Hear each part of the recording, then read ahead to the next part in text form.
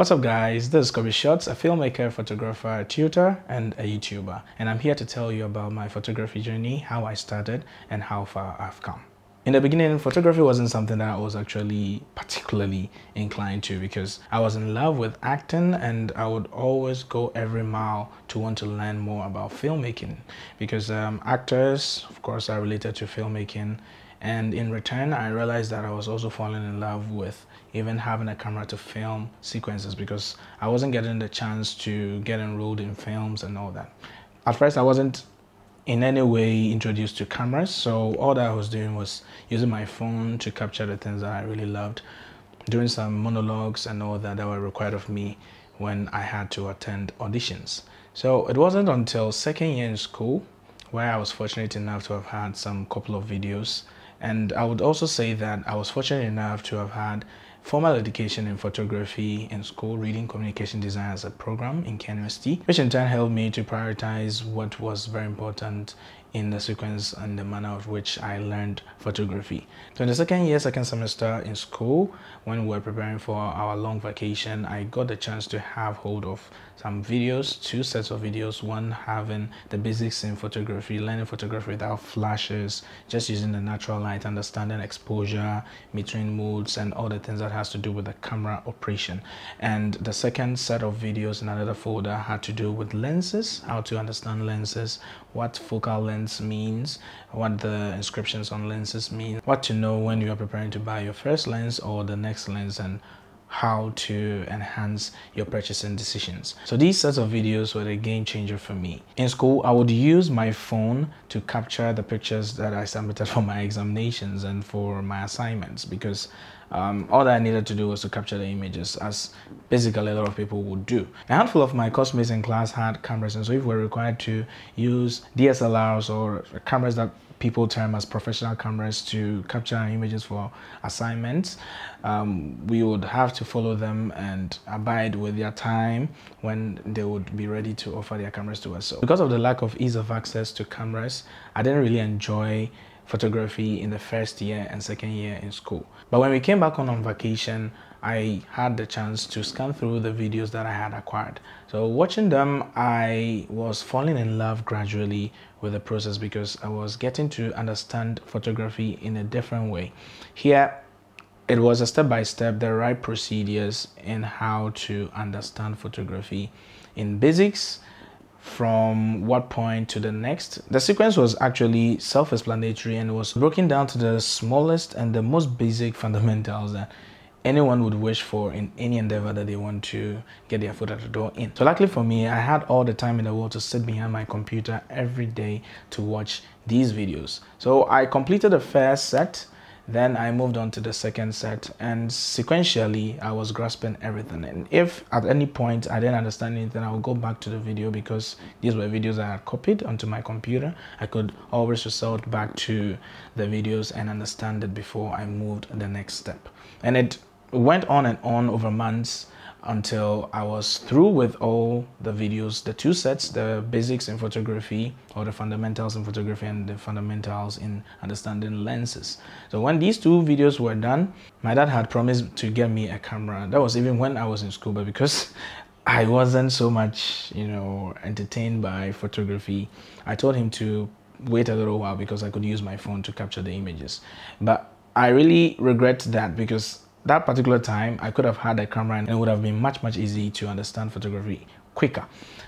So I went back to my dad after understanding photography to a different level, and so my dad was more than willing and got me the D5100 Nikon, which I started practicing with. I had the 18 to 55 kit lens on it, and so basically I was practicing everything I could get my hands on. I took pictures of it, took pictures of people, and because I was also back in school, I had the opportunity to take pictures of my friends in school, in church, and all that. And so through and through, I was fascinated about how I could apply what I've learned over the vacation, over the few months that I had had the chance to watch these videos, and I could easily apply the knowledge into what I was capturing. So I wasn't just taking pictures, but I was having intentions.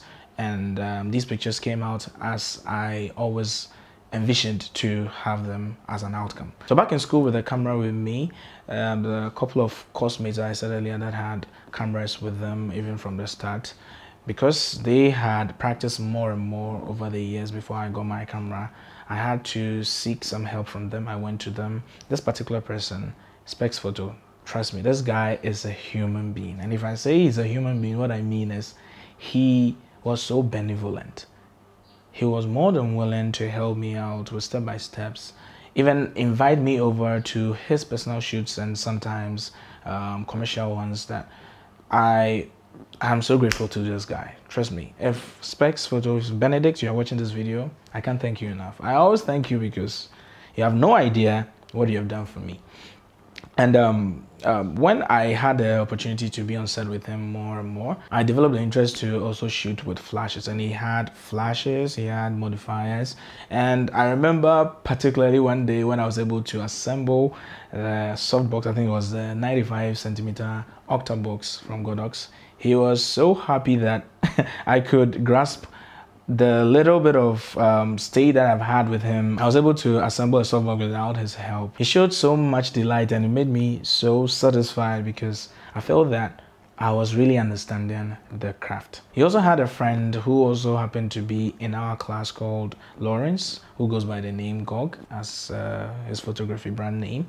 He does wedding photography most often right now, and he was one of the few people who also really helped me a lot. He had this shoot I really remember. I even have that video on my YouTube channel right now, so if you would like to see it, I think it's actually the very first video that I have over here. It was a shoot that was conceptualizing the Islamic, religion. So the shoot had a flash on, so just one flash, and I happened to have handled the flash for him. So I was learning how light affects subjects, the position of the lights, and he kept on taking the pictures. And I was so fascinated about the pictures because how we could isolate a subject out of the background with mere exposure settings, it was just everything. And then I didn't really understand so much about flash photography because I had always practiced with the sun, which is also one of the most basic things that every photographer should be able to master, shooting under natural light. With more practice and having a chance to shoot with modifiers that belong to other people,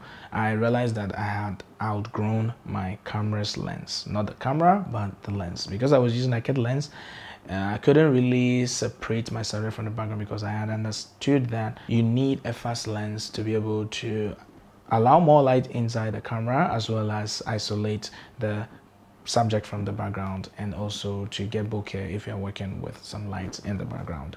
So I had to get myself another lens. So of course I resorted to calling my dad over the phone to tell him about how much I had learned and the need to get myself another lens. My father didn't particularly take it to heart because he felt, or probably I didn't really communicate it right to him. From his reaction, I believe that I might have sounded that I wasn't happy with the camera that he had bought for me, but it was actually far from the truth.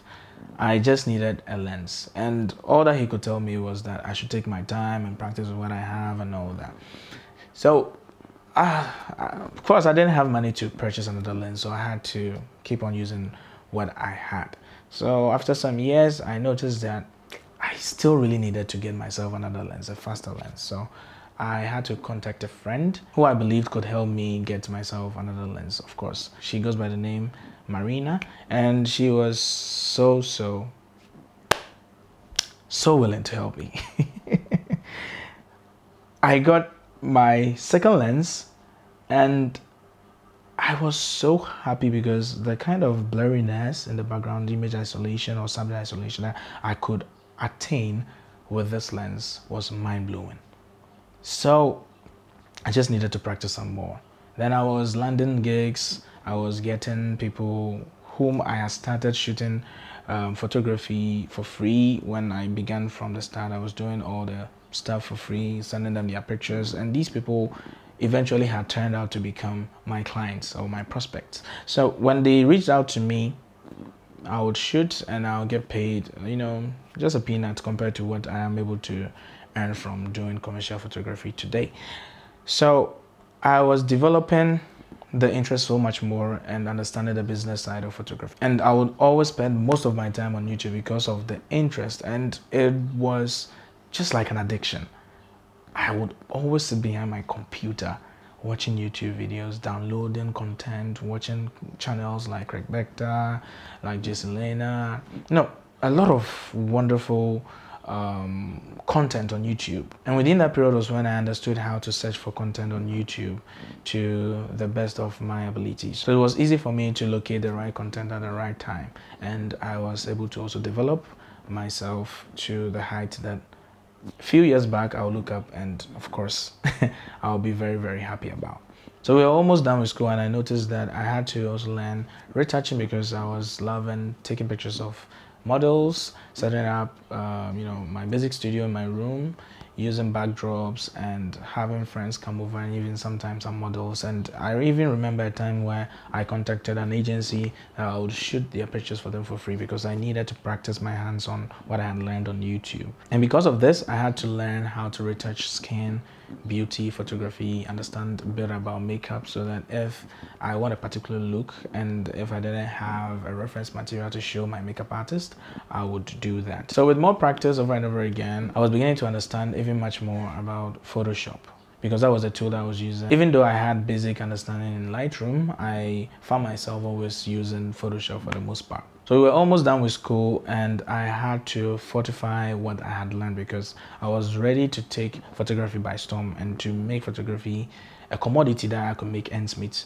And if possible, I would, do that full time and make a living out of. And in continuation, with the help of friends and family as well as clients, I was able to acquire my first flash, my first modifier, which is I think was an octabox, and with a trigger, of course, young no triggers to start with. And I practiced over and over. I kept on doing this and doing that, organizing shoots, and I had the chance to organize my first photography workshop because I felt that I had understood something about photography, and I was ready to also impart that knowledge to people who were also willing to learn photography. Then eventually it drew my attention to starting a YouTube channel, because if I don't get to have a lot of people attending my workshops, I can also remotely impart more knowledge to people even across where I actually reside. And I'm proud to say that I have 5 workshops under my belt that I organized solely as well as with friends. The journey has been a wonderful one with a lot of turbulence, but we pulled through. So when I was done with school, I noticed that I had to get myself another camera. So at that time, I think that was in 2017, I checked up the internet and I was fascinated about the Canon EOS 6D because Benedict had a copy of the Canon EOS 6D, and I was so fascinated about how it could overpower the Nikon D5100 I had. Then the unfortunate happened when we went to the lake with my church, and we were having so much fun until, of course, I buried my camera under the water. I have a video about that explaining exactly how the event happened on my YouTube channel. So if you want to check it out, please do so. It always gives me the chills every time I think about that. But luckily for me, I was able to accumulate enough after soliciting for help from friends using their gear, their equipment, to continue to work commercially until I was able to accumulate enough to purchase my Canon EOS 6D, which I use until today. Now I have a lot of weddings under my belt. I've shot a lot of commercials. I've worked with a lot of organizations, institutions, and I can say that the journey has been a wonderful one. You can make photography worth your while. You can make ends meet and even a living out of photography, because it is the mindset starts from here. If you know that you're going to go through all these steps to be able to get to that height and make photography worth your while, because of determination and because of the passion that is stirring within you, you can do it. Because without passion, no matter what endeavor it is, you can never prevail and attain success in it. And if I talk about passion, I remember one time that I went to Accra to sit with someone I wanted to teach me, and this person wasn't ready enough to offer the help. But I came back home thinking about, what if I learned all that I wanted to learn from this person all by myself? Because I can easily access them from YouTube, and so I did that. And I also remember another time where I spent just 2 hours. I came to Accra from Kumasi. I spent just 2 hours to learn something that when I go back home, I realized that I didn't really understand it. And this is all because of passion, and it's actually part of the process. You don't get to understand everything just there and there. You need to constantly practice before you understand the fundamentals about what it is. So that's how the story panned out. So I want to say thank you for watching this video to the end. If you're inspired, please leave a like and subscribe to my channel. Thank you very much.